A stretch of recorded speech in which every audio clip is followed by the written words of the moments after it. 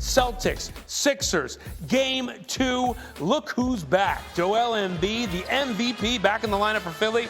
And early first quarter, Jason Tatum testing him, going right in, getting the lay-in plus the foul. His only basket of the night, 1 for 7 on the night, 7 points. But Boston fans were behind him.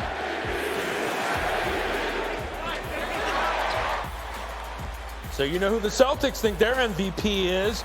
Boston letting Embiid know what he thinks, and Embiid letting them know what he thinks. Look at that. Tatum going in, Embiid there for the huge block, showing him who's the MVP of this league. And then later on, Embiid at it again.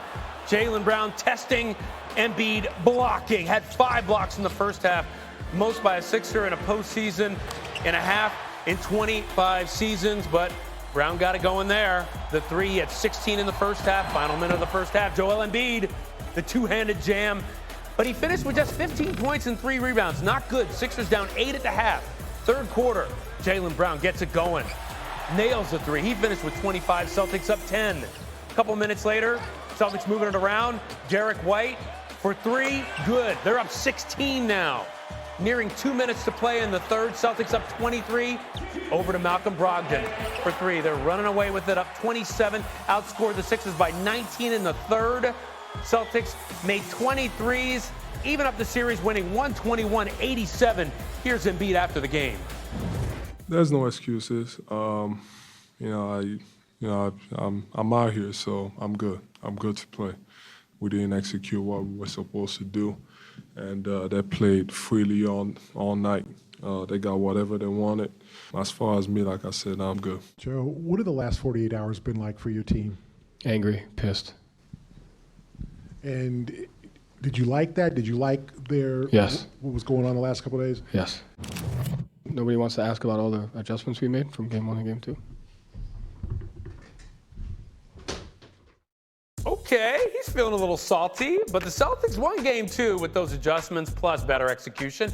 Their 20 made three-pointers doubled their output from Game 1. Boston also cut its turnovers in half from Monday's loss, as their 7 turnovers were tied for the second fewest in any of its games this season. So big night for Boston, bad night for the Sixers. Let's bring CJ and Vince back into this conversation.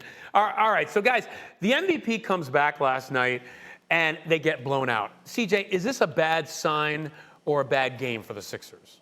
I think it's both. I think it's definitely a bad sign. It's a bad game, mainly because Jason Tatum goes 1 for 7, scores 7 points for the first time this season in which he doesn't reach double digits, and they still win by 30.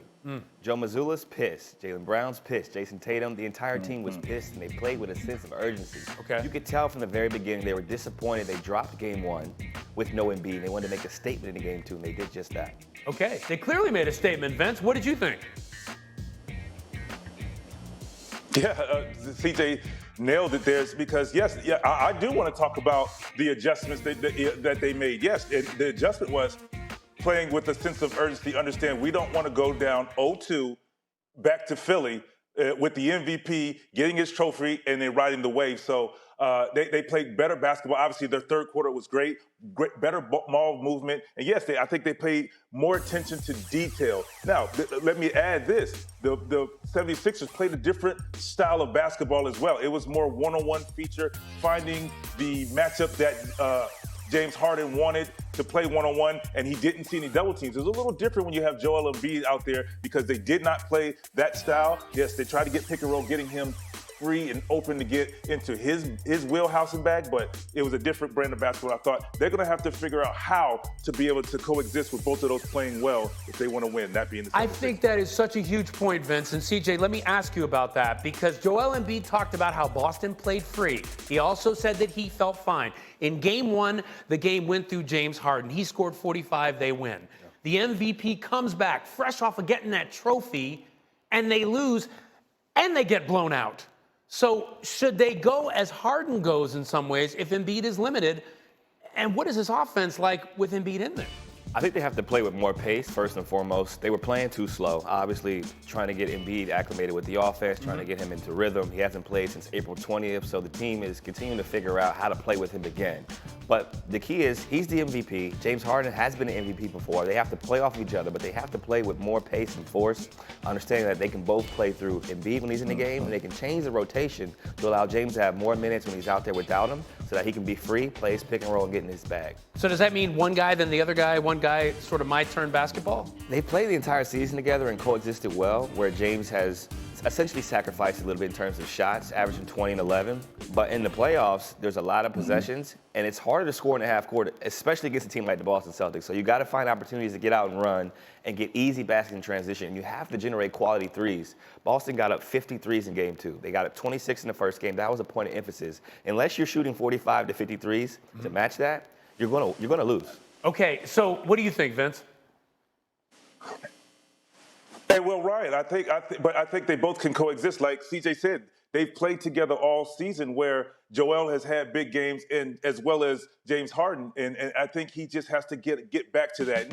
And James Harden has sacrificed, like CJ said, so it's like, okay, big fella's coming back, let's get him acclimated, but they need wins. So I think they can coexist, because just think, if the pick and roll, if Boston's going to switch pick and rolls, you have an advantage in both areas, because James Harden obviously can beat his matchup and win his matchup, as well as Joel Embiid as well. So either James gets shots, Joel eats on the glass, or vice versa. You play in the post, create double teams to get open shots. So I think they can coexist, but it doesn't have to be your turn, Mike. The game is not all about stats.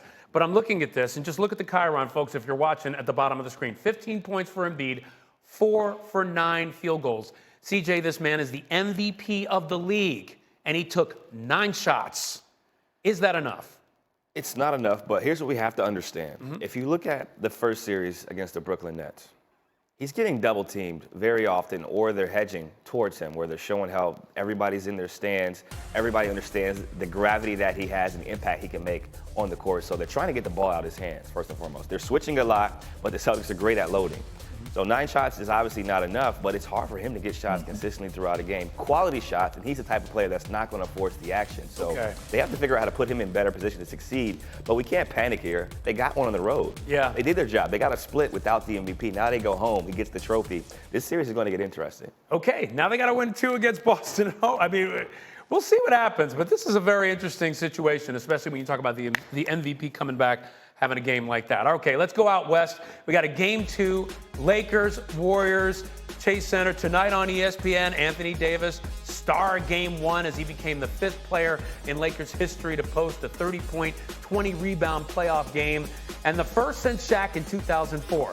And then you got Steph Curry, finished with 27 points, 42% shooting in the loss, his lowest marks in both categories this postseason, still managed 6 3-pointers. That's the nature of his greatness. As did his teammate Jordan Poole, but it was that missed 3-pointer that he missed from nearly 30 feet with under 10 seconds remaining that raised a whole lot of eyebrows. So there was a lot coming from that game, and now we got game 2 coming up. Now, Steph Curry, we talk about the numbers. 27 points, 10 of 14 field goals. But look at this.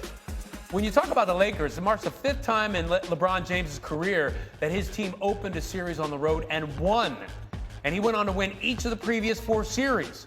LeBron also won 28 of 30 series overall when taking game 1, including 19 straight wins. So it begs the question, you guys, is tonight a must-win for Golden State? Vince Carter, go. I think it's a need win. That you do not want to go into LA down 0-2. Yes, people are going to say, well, they did that against the Kings. I get it. The Kings are different. The Lakers are a different basketball team than the Kings. And you do not want to go down, in my opinion. This is a heated rivalry. This is understated. Both of these guys want to win. Yes, everybody wants to win. But I think the Golden State Warriors are going to come out with a different look, different intensity. Steph Curry is going to come out with a different look, different intensity. I think we're going to see the Game 7 versus the King Steph Curry just being aggressive. Maybe not getting all the shots, but when he's aggressive, getting in the paint, it opens up more shots. And also, their defensive intensity must step up, because that creates open transition threes, which they're tough to guard when they're doing that. CJ? I think when you go down 0-2, game 3 is the must-win. I think their mentality is going to be similar to Boston. You can't drop 2 at home, understanding that you did drop 2 to start the Sacramento Kings series, but that was on the road. You don't lose 2 games at home and then go onto the road. That's a championship caliber team, and I think they'll have a similar mentality and mindset as the Boston Celtics, where as Vince said before, coming out aggressive, coming out hunting your shots, putting pressure on the rim, because you do not want to go back to LA down 0-2. You cannot afford to have to dig yourself out of another hole similar to last season, because it takes too much energy with the schedule the way it is now, playing games every other day. You have to win at home. So it is must win for you. Their mentality is going to be must win, but I think their confidence level is we should win this game. We'll say it's must win in the locker room, but they won't announce that publicly because they've shown that they can come back from 0-2, but you do not come back from 0-3. Right. Yeah. I mean, that's going to be the critical one, but still, this one's going to be big. And then, Vince, I think about LeBron James. Played 40 minutes. Anthony Davis played 44 minutes, game one. Is workload a concern for LeBron and the Lakers with games every other day in this series? Workload is a concern, but here's the thing. The 40 minutes we saw in game one is different to me than the 40-plus minutes we saw against the Grizzlies when he had the ball in his hands. He was the one dictating, trying to beat Brooks off the dribble, going to the basket, Hero off the glass. This is different now because we're not seeing the ball in his hands as much. Russell and Reeves kind of facilitating, running the offense, and now he's getting the ball on the second side with a live dribble. Anthony Davis, featuring him, he's playing great in the post or in open space. LeBron does not have to be the guy to run the offense, score, and do it all. And I think this is a different 40 minutes that we're seeing. But the reality is he still is 38. Every other day, like CJ said, it's still going to play into you. I mean, it's still going to be a factor for him, but this is a different brand of 40 minutes for him. All right, CJ, real quick, just a couple seconds. Lakers can rest all summer. This is the window to try to win a championship.